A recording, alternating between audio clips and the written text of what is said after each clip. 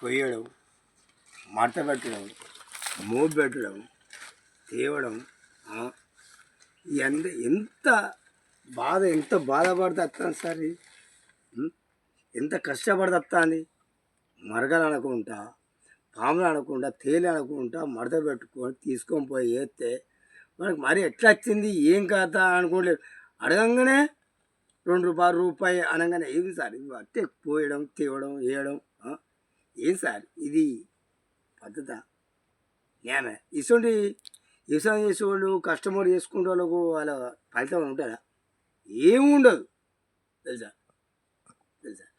ఏంటంటే కానీ భార్య పిల్లలు ఇవన్నీ కానీ కాపాడుకోవడానికే ఇది చేయడం వలసి వస్తుంది. నాకు ఒకనాడు వచ్చినా 200 వచ్చినా 300 వచ్చినా 400 వచ్చినా భరించుకుంటూ పోయినా వేసుకుంటూ పోతాను. ఎందుకంటే ఇది ఆ దేవుళ్ళకు రుణత్వం, అయ్యప్పకు రుణత్వం అని వేయాలని కోరికతోనే ఈ చేసుకుంటా ఈ వ్యాపారం చేసుకుంటూ వస్తాను. అది ఆ అయ్యప్ప స్వామి ఆ రుణత్వనే ఇంతవరకు చేసుకుంటూ వస్తాను. ఆ స్వామి శరణయ్యప్ప.